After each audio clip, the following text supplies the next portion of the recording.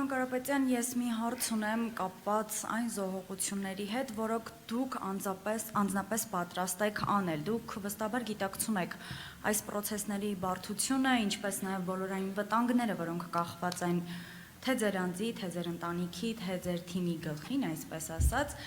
Անձնապես դուք ինչ զոհողությունների եք պատրաստ, մինչև ինչ եք պատրաստ զոհել հանուն Հայաստանի։ Տարիներ շարունակ ես ամեն ինչ արել եմ Հայաստանի համար, ինչ կարողացել եմ,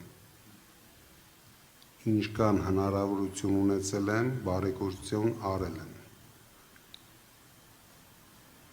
Հայաստանում ամենամեծ 18 տարվա ընթացքում ամենամեծ ներդրողն եմ։ Այսինքն դուք մի մտածեք, որ դա զոհողություն չի եղել,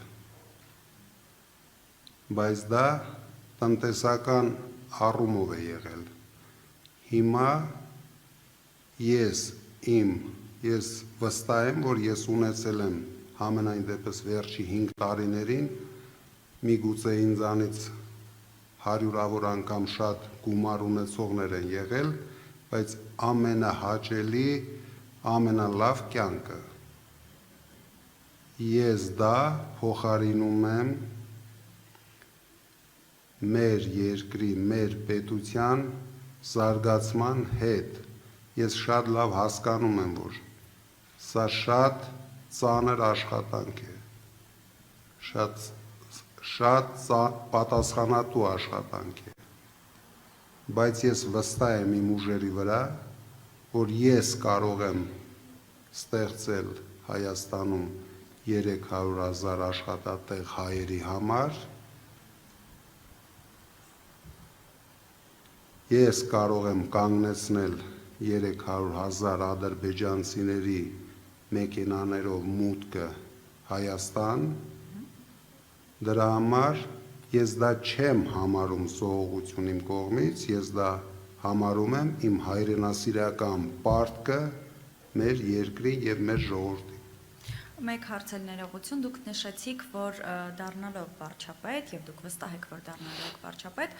հրաժարվում եք ի սկզբանե աշխատավարձից եւ մեկ դրամ կհատկացնեք վարչապետին, քանի որ Նիկոլ Փաշինյանը դժվար թե այլ տեղում կարողանա աշխատել։ Նաեւ գործընկերոջս հարցինի պատասխան նշեցիք, որ դեռ չգիտեք ինքը գործակալի տիրույթում է, ինչ տիրույթում է, բայց գիտեք, որ վախենում է Ալիևից։ Ես ուզում եմ հասկանալ, օրինակ Աժ Ամբյանից հնչած ես գնացել եմ գիտակցված զոհողության հայտարարությունը, որը վերաբերում էր 2020 թվականի պատերազմին, արդյոք չի արժանանալու պատժի, արդյոք Արցախի հանձնումը ի վերջո չի պատժվելու։ Նայեք, հաստատ իմացեք, պատժվելու է դավաճանությունը, բայց ես չեմ կարող այսօր հայտարարել, որ Փաշինյանը դավաճան է, գործակալ է, դրա դիմաց անպատասխանատու հայտարարություններ անել և մի քանի ամիս հետո ձեր դեմքին նայել, որ գիտեք, ստուգեցինք այդպիսի բան չկա, դրա համար մենք բոլոր մեր գիտնականերին օգտագործելու ենք, բոլոր կարող ուժերին օգտագործելու ենք, միգուցե նույնիսկ ստեղծենք ոչ թե հատուկ կառույցներ, այլ հատուկ ինստիտուտներ, ովքեր մանրակրկիտ կուսումնասիրեն վերջի 8 տարիների բոլոր քայլերը։ Դրանից հետո օրենքի սահմաններում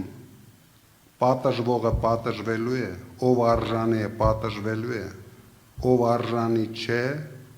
ես պարզ եմ ասում, քրեական հետապնդումների չի ենթարկվելու։ Մենք չենք պատժելու մարդկանց, ովքեր վախկոտ են եղել, ովքեր թույլ են եղել, իսկ ովքեր դավաճան են եղել, դուք չեք էլ պատկերացնում ինչպես են պատժվելու։ Շնորհակալ եմ։